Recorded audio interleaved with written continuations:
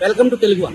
ఏదైతే గడిచిన నిన్న అర్ధరాత్రి నుంచి బెజవాడ జల ప్రళయంలో మునిగిపోయిందో, బెజవాడలో ఏదైతే దాదాపుగా సగం జనాభా బెజవాడ నీళ్లలో మునిగిపోవడానికి ప్రధాన కారణమైనటువంటి ఈ బుడమేరుకు సంబంధించిన diversion channel Velagaleru head regulator దగ్గర మనం ఉన్నాం.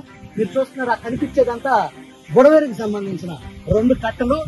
నిన్నటి రాత్రి నుంచి వాళ్ళ మధ్యాహ్నం వరకు 2 కట్టల్ని ఆనుకుని అతి భయంకరంగా ఈ బుడమేరు అనే ఈ ఛానల్ ఈ కెనాల్లో పైనుంచి దాదాపు ఖమ్మం జిల్లా కొండలు కోనల నుంచి కురిసిన భారీ వర్షానికి సంబంధించిన నీరంతా, కొండల్లో నీరంతా ఈ బుడమేరు ద్వారా ఇక్కడ నుంచి కొల్లేరు సరస్సుకి, ఇది దారి ఏదైతే బుడమేరు సహజంగా కొండలు కోనల్లో నుంచి తెలంగాణలో ఖమ్మం జిల్లాలో స్టార్ట్ అయినటువంటి ఈ బుడమేరు ఇలా తన దారిని కొల్లేరు సరస్సులోకి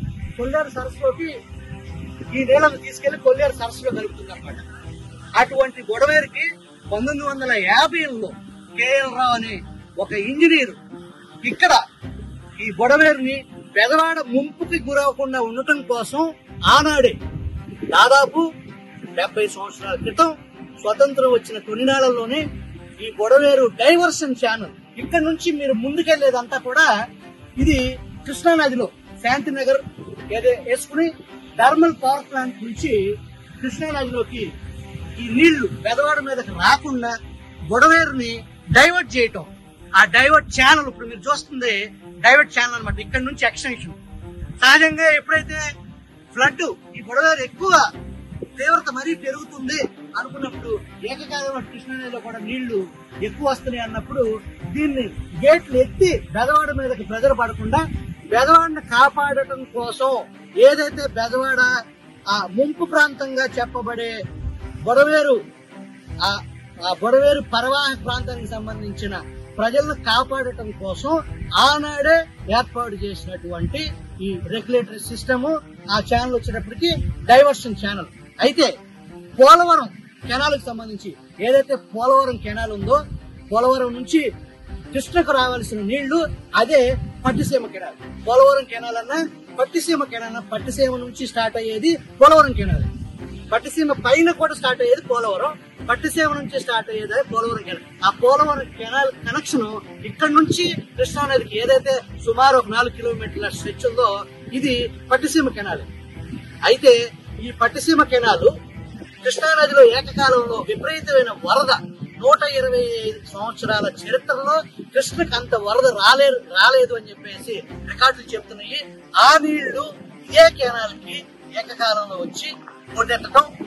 ఇక్కడ మనం ఇంపార్టెంట్ విషయం చెప్పాల్సిన విషయం ఏంటంటే, దీనికి గడిచిన 5 సంవత్సరాల జగన్మోహన్ రెడ్డి ప్రభుత్వంలో మీరు చూడండి, కనీసం గ్రీజు మెయింటెనెన్స్ అనేది లేదనమాట. దీనికి ఎక్కడా కూడా 5 సంవత్సరాలు మనం స్థానికులతో మాట్లాడాము, ఎక్కడా కూడా కనీసం గ్రీజు మినిమం మెయింటెనెన్స్ లేదు. ఈ గేట్లు వాస్తవానికి గండ్లుబడి ఈ కెనాల్ మొత్తం కూడా దాదాపు 12-13 చోట్ల విధ్వంసం జరిగింది, జల ప్రళయం జరిగింది. వాస్తవానికి ఏదైతే ఈ గేట్లు సరైన సమయంలో, దాదాపు ఒక ఇంపార్టెంట్ సమయంలో గేట్లు ఎత్తి కాలువ మీద ప్రెషర్ తగ్గించి దీన్ని ఈ ఉచిత తగ్గించాల్సిన పరిస్థితుల్లో గేట్లు తెగల. దానికి ఒక కారణం ట్రాన్స్ఫార్మర్ ఫెయిల్ అయిందని చెప్పడం, ఇంకో కారణం జనరేటర్ ఆన్ చేస్తుంటే ఫీజు కొట్టేస్తుందంటూ ఎలక్ట్రీషియన్ అందుబాటులోకి లేకపోవడం, మెకానికల్ గా ఈ గేట్లని లేపలేని నిస్సహాయ స్థితి. దాదాపు 5-6 గంటల అమూల్యమైన సమయం హరించిపోయింది. అటు కౌలూరు నుంచి ఇటు వెలగలేరు నుంచి స్థానిక రైతులు 100 మంది వచ్చి మాన్యువల్ గా ఈ గేట్లు లేపడం జరిగింది. అప్పటికే జరగాల్సిన నష్టం జరిగిపోయింది. గేట్లు లేపకపోయినా ఈ కెనాల్కి వెనక ముందు కూడా 10ల సంఖ్యలో గళ్ళు పడ్డాయి.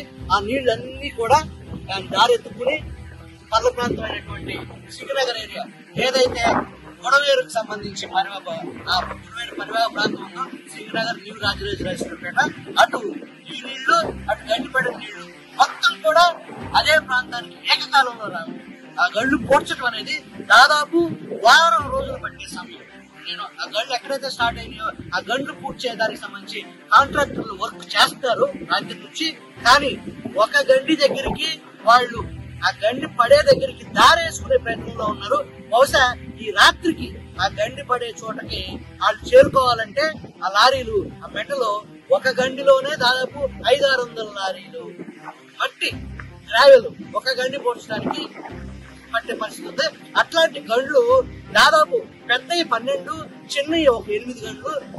కాలువ కెనాల్ కి సంబంధించి లెఫ్ట్ చాలా చిత్రం అయిపోయింది. అనేక చోట్ల గండు పడ్డాయి. ఇవి పోడ్చాలి అంటే ఇంకొక 4-5 రోజుల సమయం ఖచ్చితంగా పడుతుంది. దీనికి ఈ సమస్యకు ప్రధాన కారణం 5 సంవత్సరాల జగన్మోహన్ రెడ్డి ప్రభుత్వంలో దీనికి సంబంధించి ఈ ప్రాజెక్ట్ సంబంధించి రాష్ట్రంలో ఏ ప్రాజెక్టు కూడా కనీసం గ్రీసు కనీసం మెయింటెనెన్స్ లేదు.